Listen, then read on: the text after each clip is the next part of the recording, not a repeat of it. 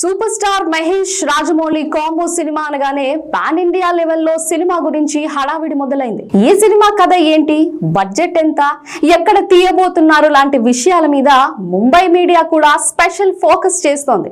మహేష్ 29వ సినిమాగా రాబోతున్న ఈ సినిమాపై అంచనాలు తారా స్థాయిలో ఉన్నాయి. కేఎల్ నారాయణ నిర్మిస్తున్న ఈ సినిమాను నెవర్ బిఫోర్ అన్న రేంజ్ లో ప్లాన్ చేస్తున్నారని రాజమౌళి అన్నారు. ఈ సినిమాలో మునుపెన్నడు చూడని మహేష్ ని చూపించడానికి సిద్ధమయ్యారట. బాహుబలి తరహాలోనే ఈ సినిమాను కూడా 2 భాగాలుగా తీయాలని చూస్తున్నారట. కథ కూడా అలానే ప్లాన్ చేస్తున్నారట. అయితే బాహుబలి పంథాలోనే 2 పార్టులను ఒకదాని వెంట మరొకటి రిలీజ్ చేసేలా ప్లానింగ్ ఉందట. అయితే లేటెస్ట్ గా ఈ సినిమా సెకండ్ పార్ట్ లో మరో 2 స్టార్స్ ని కూడా తీసుకొచ్చేలా చూస్తున్నారట. ఆ ఇద్దరు కూడా ఎన్టీఆర్, రామ్ చరణ్ అని అంటున్నారు.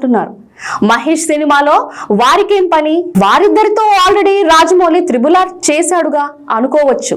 ఇంటర్నేషనల్ లెవెల్లో రాజమౌళికి గుర్తింపు తెచ్చిన త్రిబుల్-ఆర్ హీరోలను తన నెక్స్ట్ సినిమాల్లో కూడా వాడుకోవాలని రాజమౌళి ప్లాన్ చేస్తున్నారట. అందుకే మహేష్ సినిమా సెకండ్ పార్ట్ లో వారిద్దరు కూడా సర్ప్రైజ్ ఎంట్రీ ఇస్తారని తెలుస్తోంది. అయితే ఇది నిజంగా జరిగితే మాత్రం ఒక రికార్డుల గురించి చెప్పుకోవడం కొత్త అవుతుంది. మహేష్ రాజమౌళి సినిమాలో తారక్, చరణ్ ఇద్దరు ఉంటే ఎలా ఉంటుంది?